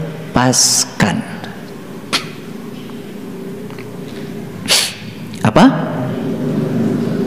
Ayo, apa yang paling besar yang harus kita jalani dalam hidup ini? Apa? Melepaskan.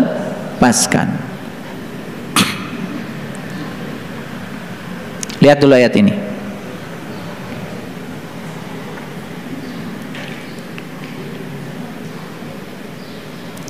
Di ayat ini ada kata-kata yang indah seperti ini. Padahal kepadanya lah menyerahkan diri segala apa yang di langit dan di bumi, baik dengan suka maupun dengan terpaksa. Lihat saya semua. Kalian mau melepaskan dengan suka, boleh. Kalian mau melepaskan dengan cara dipaksa, itu juga pasti akan terjadi. Karena ujung-ujungnya Allah ingin agar kamu melepaskan. Tapi selama ini begitu kita dipaksa untuk melepaskan, kita ini selalu saja bertahan. Itu yang bikin kita sakit. Dan yang paling sakit lagi ketika mati, kita harus dipaksa melepaskan semuanya dengan kematian. Dulu kalian bekerja, pensiun, bukankah semesta ngasih karunia? Lepaskan. Kita punya anak dari kecil ya, dirorok sampai besar, sudah besar dinikahkan, pergi. Lepaskan. Ada orang anaknya mau pergi udah nikah, dikekeuek terus. Dahar teu dahar riung mung pulung. Nah, loh. Kita punya uang, ada cara semesta untuk melatih kita melepaskan. Ada orang yang datang kepada kita pinjam uang, mungkin gak bayar lagi, lepaskan.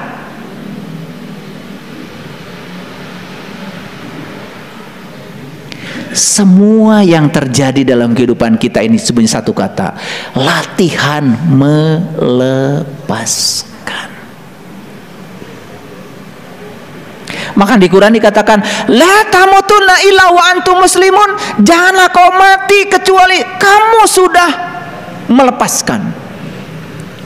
Lihat saya semuanya, muslim itu orang yang sudah damai, dan damai itu kuncinya cuma satu, melepaskan. Ada yang datang kepada saya, ayah, saya baru tinggal suami sebulan yang lalu. Terus masalahnya apa? Supaya saya bersimpati, luar biasa ibu, kasihan ya suaminya mati, gitu. Datang ke saya nggak kayak gitu. Saya bilang, lepaskan. Saya tanya, masalah Anda apa? Sekarang saya sedih itu karena kamu nggak melepaskan. Diikat terus, itu dipanggil oleh Allah, sudah mencapai puncaknya kehidupan, dipanggil sama yang punyanya. Kenapa kamu yang sewot?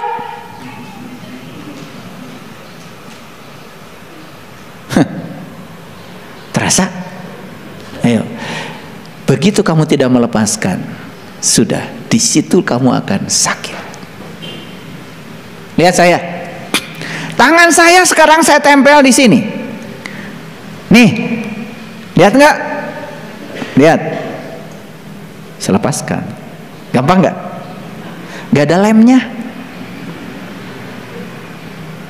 Tapi kalau tangan saya ditaruh di sini pakai lem Korea, apalagi lem tikus, susah. Dan saat saya harus melepaskannya, saya harus berjuang. Dan ketika berjuang, dua kemungkinan. Meja kursi ini terangkat oleh tangan saya, atau tangan saya ke bawah kursi. Ujungnya kulit saya akan melepus. Kenapa? Begitu ikatan terlalu kuat, siapa yang menang, siapa yang kalah. Ujung-ujungnya harus dilepaskan. Begitu saya lepaskan, semua berdarah-darah. Kenapa? Terlalu kuat ikatannya. Jadi sakit ini gara-gara apa?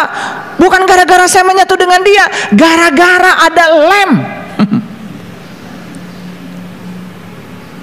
Sekarang pertanyaan, lihat saya semua.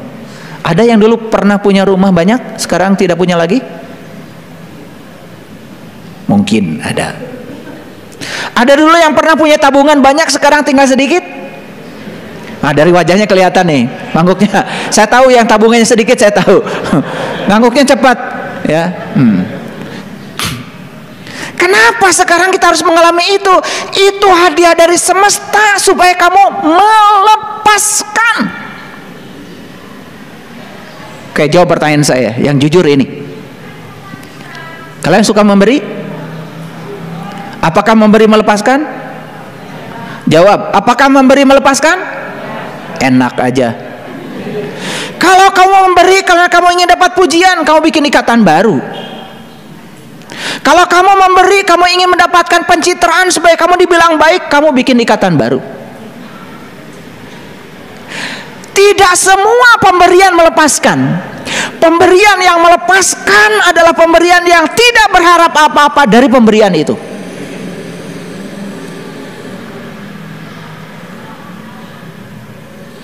Kalian mau ngasih sama saya sebagai guru hadiah, biar saya dapat perhatian dari ayah guru. Gak usah ngasih.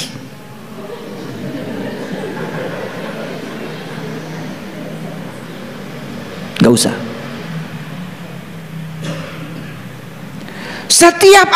Setiap ada keinginan di setiap pemberian, sebetulnya kamu bukan sedang melepaskan, justru kamu sedang membuat ikatan-ikatan baru, dan kamu akan sakit hati ketika yang kamu ingin tidak kamu dapat. Jangan berpikir setiap pemberian itu melepaskan. Perlu saya kasih tahu ini, karena kita ini sampai hari ini kalau mau memberi sesuatu selalu saja ada harapan. Saya memberi ke masjid, semoga Allah malikan 700 kali. Itu bukan melepaskan. Dan untuk memberi pun kalian harus diiming-imingi. Saya sebenarnya malas nyampaikan ayat itu di BSI Peduli, tapi nggak apa-apa. Daripada nggak disampaikan, saya takut belum sadar. Ya masih mending saya tidak ngiming-ngiming pahala bagi kalian. Siapa yang nyumbang dapat pahala, enggak. Saya cuma bilang di situ, kata Allah dalam Quran, siapa yang memberikan kebajikan maka akan dikalikan 700 kali, gitu aja. Sebetulnya saya enak nulis itu. Enak. Saya sebenarnya pengen ngapus itu, tapi kalau saya nggak ngapus, nggak ada juga yang nyumbang di BSI Peduli. Jadi terpaksa sementara ini saya tulis, dan besok-besok saya akan hapus. Kalau kesadaranmu sudah tinggi, ngerti maksud saya? Lihat saya semuanya, lihat saya semuanya. Saat kita mati nanti, yang akan menyiksa kita saat kita mati adalah kemelekatan yang dalam, karena kita hari ini tidak bisa melepaskan. Susah, hitungannya matematis sekali di sini di otak ini. Aduh, luar biasa. Hayang nyiwit saya teh. Anu kitu teh. Mendekat menjadi ciwit. Ya. Itu sudah hidup bertahun-tahun sama Allah, dilatih melepaskan. Dulu kamu punya teman, sekarang gak berteman lagi, lepaskan. Dulu kamu bersatu, sekarang harus bercerai, lepaskan. Kamu bersuami istri, kemudian istrimu meninggal atau suami meninggal, lepaskan. Banyak latihan melepaskan dari semesta, tapi kamu malah justru membangun kemelekatan. Pertanyaan yang dasar, ada yang nanya sama saya, ayah, apa boleh saya mencari rezeki yang sebanyak? Cari sebanyak-banyaknya, segera lepaskan. Jangan terlalu fokus mengumpulkan, hati-hati. Jangan terlalu fokus mengumpulkan, karena semakin asik mengumpulkan, kamu akan lupa melepaskan. Makanya saya bikin BSI Peduli itu, ini buat latihan supaya matinya gak sakit. Jadi kalau ada yang mati sakit, salah, karena gak ngasih sumbangan ke BSI Peduli.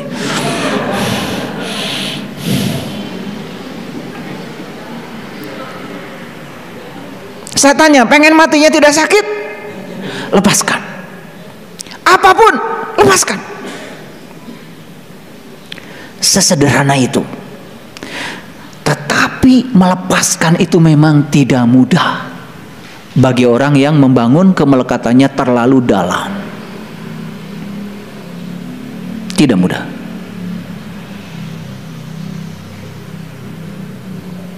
Ada orang yang bilang, sering ingin dimaklumi, ayah, tadi saya mengalami kecelakaan spiritual. Wah, kenapa kamu? Kenapa?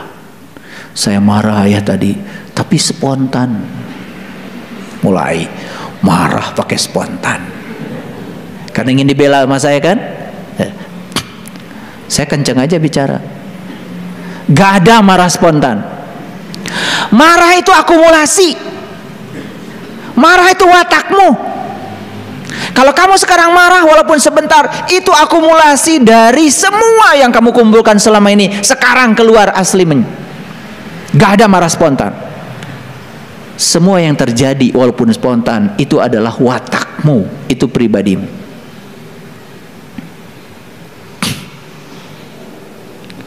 Ada yang minta suaminya minta maaf sama istrinya, maaf ya sayang, tadi ayah marah. tapi spontan. Enggak, itu sudah terprogram, itu ya, terprogram dalam dirimu. Gak ada yang spontan. Itu adalah watakmu, itu asli dirimu. Maaf ya, udahlah, berkasih sayang aja dengan semuanya, dengan semua makhluk. Dengan pohon berkasih sayang, pohon juga ngasih buah luar biasa. Dengan manusia berkasih sayang, pasti kalau kita menanam cinta, dianya cinta. Maaf ya, dengan pasangan kita di rumah berkasih sayang, jangan sekali-kali kita mengeluarkan kata-kata yang menodai hatinya. Karena apa? Kata yang menodai itu susah nariknya lagi. Satu-satunya guru saya yang masih hidup sering berpesan kepada saya, jangan sampai terlontar kata yang menyakitkan orang. Nariknya susah. Itu nariknya lagi susah. Gimana coba nariknya? Kalau sudah jadi sakit, sudah berbekas. Kalau sudah berbekas, itu sudah ternoda. Kita sudah menyimpan energi di semesta ini, namanya energi kemarahan. Gak usah, tahan untuk tidak menyampaikan kata-kata. Maaf ya, saya juga kadang-kadang suka ada keselnya, tapi saya jaga untuk tidak menyampaikan, terutama kata-kata. Saya pikir ulang-ulang, apakah kalau saya mengatakan ini kemudian akan melukai? Kalau melukai susah nariknya. Itu akan menjadi karma yang tersimpan di semesta ini. Udahlah ya, mengalah saja, mengalah saja. Tidak usah terjebak dalam situasi-situasi yang semacam itu.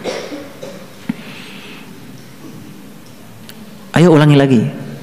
Jadi orang-orang yang sudah kembali kepada Allah, kembali pada nikmat Allah, kembali kepada karunia Allah, kembali kepada keridhaan Allah, hidupnya bersama Allah, matinya bersama Allah, tidak ada bencana, tidak ada musibah.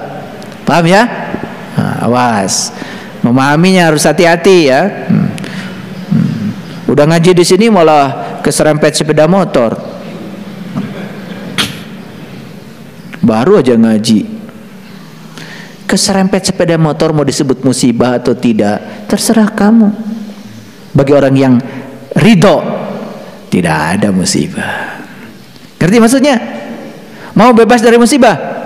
Ya. Mau bebas dari banjir? Bebas dari utang?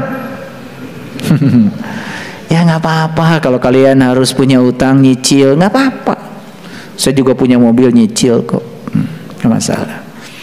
Nggak dosa kok punya utang, yang penting mau bayar utang.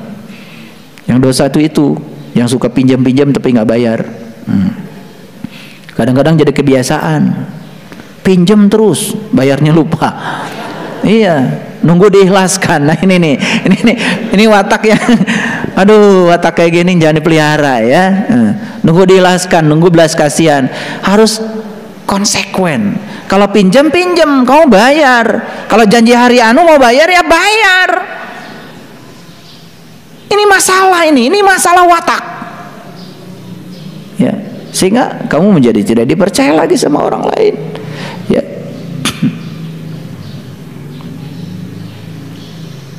Nah, jadi ayat ini mengatakan ya, padahal kepadanya lah menyerahkan diri segala apa yang di langit dan bumi, baik dengan suka maupun dengan terpaksa.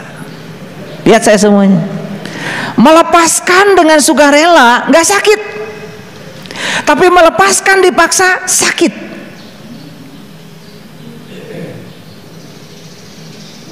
Nah, pertanyaan sekarang, hayang dipaksa wae. Melepaskannya itu harus dipaksa oleh semesta, harus dipaksa oleh Allah gitu, sakit.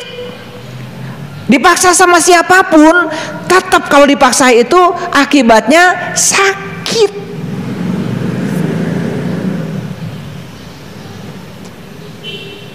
Udahlah sekarang, ayo selepas dari sini latihan. Nah, itulah pentingnya kita pergi sekarang ke rumah sejati kita, pergi ke rumah diri kita yang sebenarnya, pulang kepada Allah. Bersama dengan Allah semuanya menjadi mudah. Gak ada musibah, gak ada bencana. Kenapa? bersahabat dengan Allah, kita menjadi mudah melepaskan. Ya Allah, terima kasih. Saya dikasih rezeki yang luar biasa. Hati-hati. Ketika rezekimu luar biasa, tidak sebanding dengan upayamu, hati-hati, itu bukan berkah.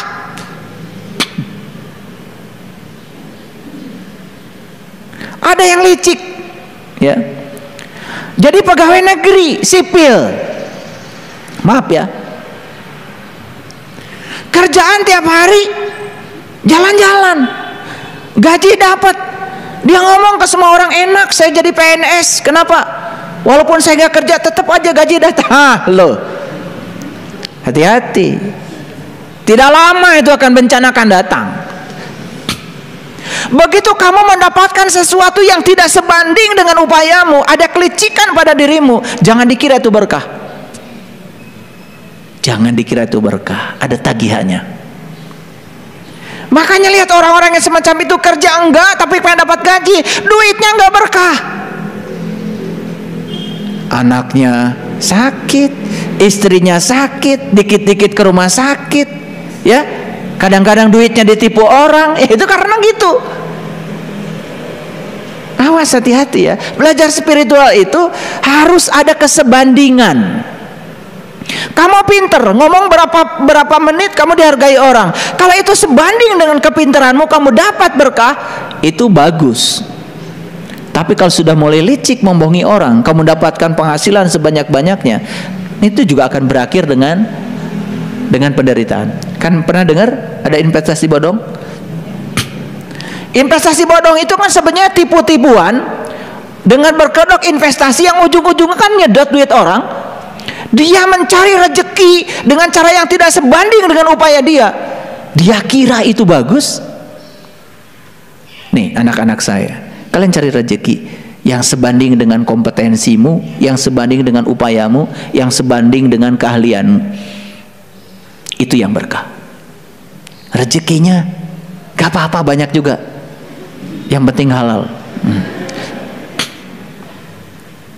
Nanti tubuh kita jadi sehat, pikiran kita jadi sehat, batin kita suci, tidak ternoda. Karena tidak ada yang bukan hak kita, kita raih dengan cara-cara yang licik. Ngerti maksud saya? Nah ini kadang-kadang, mohon maaf ya, banyak sekali kan orang yang mencari rezeki dengan cara-cara yang licik. Dia pikir hasilnya banyak yang tidak sebanding dengan upaya dia itu bagus. Tidak, ada tagihannya. Nah kalian-kalian nih yang kerja hari ini dapat, itu bagus, bagus. Siapa tahu itu membawa berkah. Bapak saya anaknya 11, kerja di perkebunan teh, cuman sebagai manor besar teknik, yang gajinya itu ya sebulan nggak cukup. Tapi kami ya bisa sekolah semua, aneh kan? Nah, itu berkah namanya. Karena yang beliau dapat sebanding dengan yang beliau keluarkan, sebanding dengan kerja keras yang beliau lakukan. Jadi kalau kita mendapatkan keuntungan yang berlimpah, tidak sebanding dengan upaya kita, hati-hati. Periksa oleh kita, ada kelicikan kita nggak di situ? Kalau ada kelicikan menyelinap jadi rezeki kita, itu membawa masalah dalam hidup kita. Maaf ya, mungkin duitmu itu nanti habis buat cuci darah. Makanya hidup tuh yang paling enak itu jujur. Tadi jujur apa? Jujur apa tadi? Pikiran sama, tulis pikiran sama dengan perkataan, sama dengan perbuatan, gitu aja definisinya, nggak pusing-pusing. Jujur adalah pokoknya pusing lah. Pokoknya apa yang kau pikirkan itu yang kau katakan, itu yang kamu lakukan. Lihat, itu yang membuat seseorang itu selalu kelihatan cantik dan ganteng. Jadi kalau kamu ingin kelihatan cantik sepanjang hidupmu, kelihatan ganteng sepanjang hidupmu, sudah jujur aja. Percaya sama saya, yang perempuan cantik di usia berapapun kalau jujur, yang laki-laki ganteng di usia berapapun kalau jujur. Percaya sama saya, cantik dan ganteng. Paham ya? Gitu. Gimana ayah? Saya kan wajahnya jelek. Jujur kamu, insya Allah kamu tetap jelek.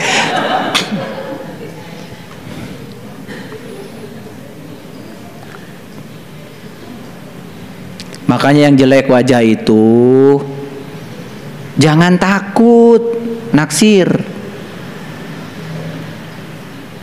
Karena yang berhak takut itu yang ditaksir. Ini pesan penting dari saya. Pokoknya kalau jujur itu pagar kita. Nggak tahu pagar? Pagar tuh? Pagar itu bukan sekedar pelindung loh. Tapi pagar itu juga bisa jadi hiasan. Coba rumah kita dikasih pagar, gak ada orang manjat. Dan pagar itu bukan sekedar pelindung, tapi juga bisa perhiasan. Apalagi pagarnya pagar hidup. Betul nggak? Coba bikin pagar di depan rumah pakai pohon singkong. Kan tiap pagi mundur singkong. Betul nggak? Itu pagar.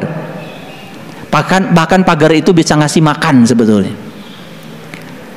Kalau jujur jadi pagar kita, apa yang terjadi? Dipagerin. Maka kita akan menjadi terlindung, ganteng, betul? Karena ada pagarnya, ada sarungnya. Maaf ya, makanya udah usaha kecil-kecilan, nggak jujur lagi, tambah kecil. Coba jujur deh, jujur. Apa yang kamu katakan lakukan. Jangan suka menarik perkataan. Kalian kadang-kadang ngomong suka basa-basi, jadinya basi. Contoh begini, ayah, sebetulnya sih saya pengen ngaji, cuman, kalau kamu nggak datang di sini, kamu tuh nggak pengen. Kalau pengen pasti ada jalan dari semesta untuk datang di sini. Ngeri maksud saya? Jangan ngomong gitulah sama saya, basa-basi itu. Sebenarnya saya pengen datang, cuman kamu itu nggak pengen datang. Kalau pengen datang itu harus ada di sini. Ke saya jangan ngomong gitulah, itu kan menghina saya. Cuman kadang-kadang saya kan harus ngelus dada aja, ya.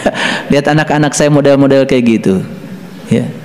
Basa-basi, basi jadinya. Jadi oleh karena itu, kalau nggak mau datang, nggak usah ngomong gitu.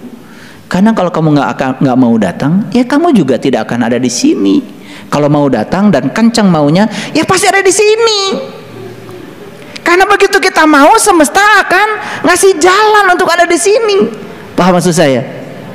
Nah, ini adalah pelajaran penting supaya kita tidak banyak basa-basi. Oleh karena itu, yuk, mau pulang sekarang? Pulang sekarang, pulang kepada Allah, gak usah nunggu mati nanti. Karena kalau kita pulang di kehidupan yang sekarang, kita akan pulang sempurna di kematian nanti. Kullu nafsin zaikatul maut. Setiap yang bernyawa harus merasakan rasanya hidup, rasanya mati. Setiap yang bernyawa harus merasakan rasanya mati. Merasakan rasanya mati justru ketika kita masih hidup.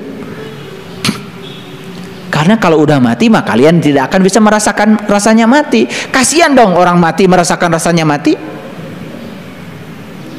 Orang mati mah nggak ngerasain apa-apa, disabunin apa, mau dibakar kek, mau di apa, nggak masalah. Ya, mau meninggalnya di sungai, mau meninggalnya di laut, nggak masalah. Yang masalah kan kita. Mau sama-sama ke bumi kok, betul nggak? Ya sama-sama ke bumi, nggak terbang ke Mars.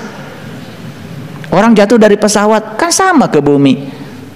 Mau dikuburkan dimanapun kembali ke bumi kan? Gak masalah sebenarnya. Yang masalah tuh kita, karena senang memasalahkan yang bukan masalah. Riweh. Iya.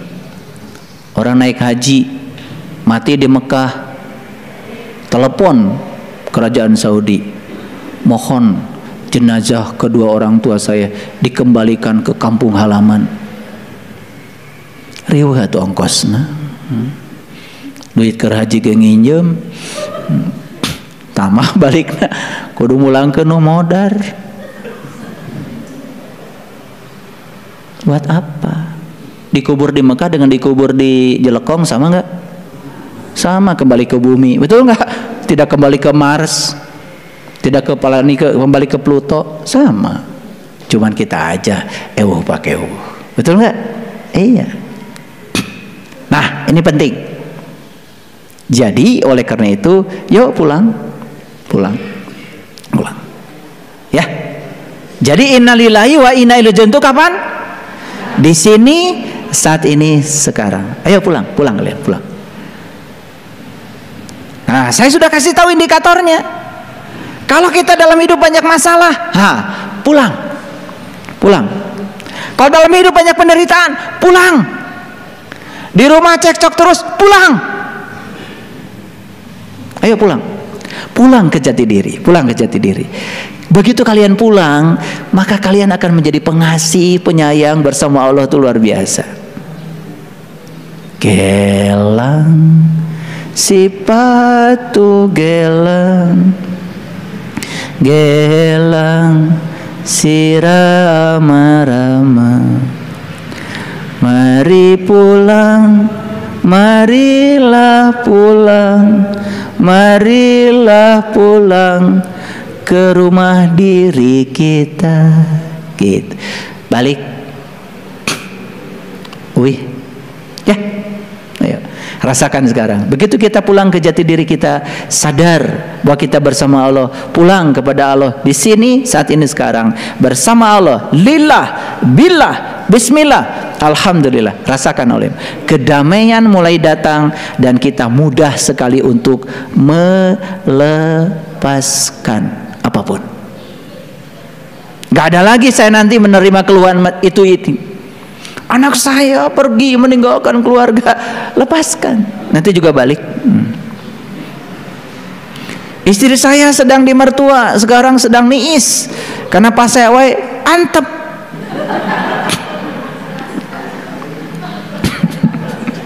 Kayak balik. Ya, iya. Makin ruwet di sini, makin ruwet di luar. Makin damai di sini, like attracts like. Begitu menciptakan kedamaian di dalam, yang damai di luar akan datang. Begitu menciptakan kebahagiaan di dalam, yang damai-damai keluar. Makanya berhenti membicarakan yang kalian tidak ingin dalam hidup. Bicarakan saja yang kalian ingin. Maka yang akan datang dalam kehidupanmu pasti yang kamu ingin. Terlalu sering membicarakan yang tidak diinginkan, hati-hati. Maaf ya, membicarakan istri, membicarakan suami yang tidak diinginkan, maka itu akan terjadi berulang-ulang dalam kehidupan kita. Tidak akan ada solusinya. Menceritakan siapapun yang tidak kita inginkan, stop mulai sekarang. Stop. Pulang. Berhenti bicara banyak-banyak. Ya. Gitu saja kajian kita hari ini. Walaupun ayatnya tidak banyak, pengertiannya tidak banyak, semoga ini menjadi nutrisi bagi kekosongan diri, sehingga kita setelah ini mendapatkan nutrisi yang sebenarnya untuk menuju pada kedamaian. Semoga seluruh makhluk hidup senantiasa berbahagia. Terima kasih. Shadaqallahul adzim. Barakallahu li wa lakum. Assalamualaikum warahmatullahi wabarakatuh.